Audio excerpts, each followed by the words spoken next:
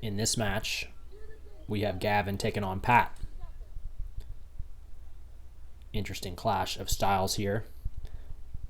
Patrick definitely has a height advantage, so let's see how Gavin adjusts with that. You know, he likes that jumping guillotine, but it's going to be tough standing up on a guy that's taller than you.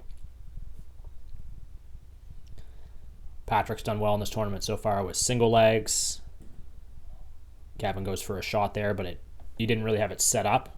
You at least need like a head snap or something, some type of setup to kind of work as a distraction. Especially with double legs. If you just shoot a double leg without a setup, it's likely to get stuffed. And see how Patrick's taking his time here. He's just searching for a grip, looking for either a wrist or a collar tie.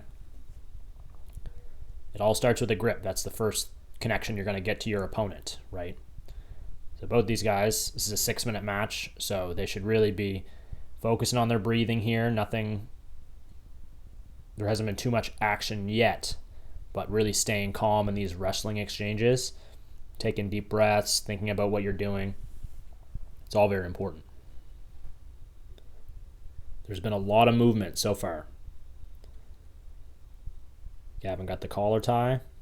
Patrick's able to shake it off. Because he's so much taller, he's kind of easily able to shake off those collar ties, and it's going to be a lot more difficult for Gavin if Patrick gets a collar tie on him. Gavin shoots the double leg there, but he didn't quite level change enough to get real good control of the hips, so Patrick was kind of able to ride that out with a sprawl. So we reset back in the center. Gavin gets a grip and pulls guard. Now he's working from his back.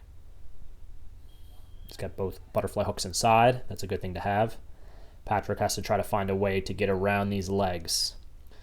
It's usually my preference to either try to force a half guard and pass, or you can back away and pass, but now Gavin's onto a guillotine, and Patrick has to address that. This is probably one of his favorite submissions. So he's locked up tight here, but at least Patrick has going for him that he doesn't have his body trapped here. It looks like he's just in a half guard situation, and Gavin's got to try to post up onto his right elbow or right hand and try to get back to a closed guard or an open guard. That's when the guillotine's really going to get strong, like now. Now he's got the guillotine on tight, but Patrick's doing the right thing of driving in. Everyone that got submitted with the guillotine in this tournament should really be watching this closely. See how he's driving into the guillotine and his hips are high, like far away from the mat? One other thing you could add here is looking up. See how Patrick has a hold of the wrist here?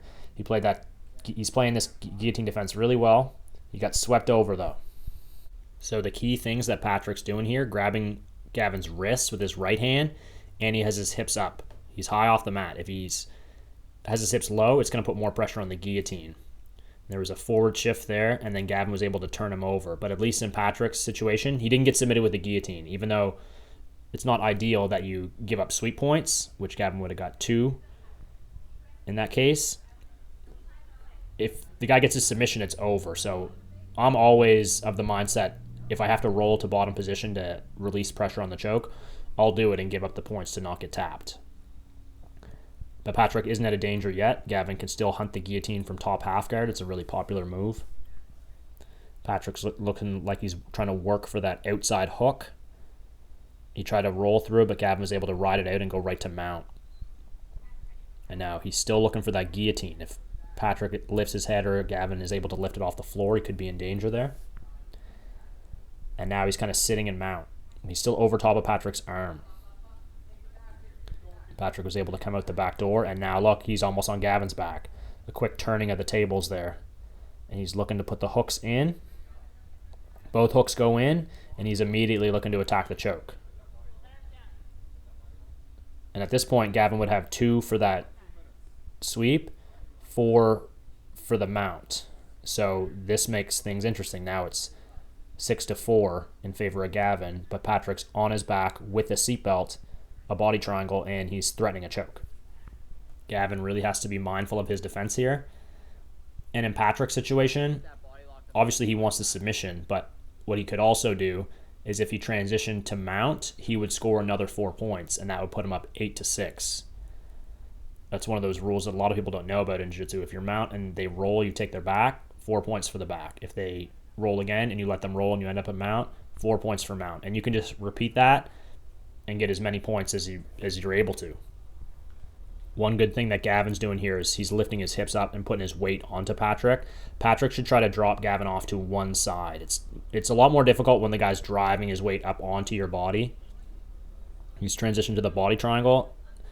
Now they're kind of off to the right side there, and Patrick's threatening the choke. He's going to try to clear that hand out of the way and get a hand across the neck. But Gavin's pretty tight on his defense. He keeps grabbing the wrist, dealing with those hands. He's staying calm. This is a situation where you have to be cool under pressure. Patrick's got those long legs, so he's able to still keep that body triangle locked.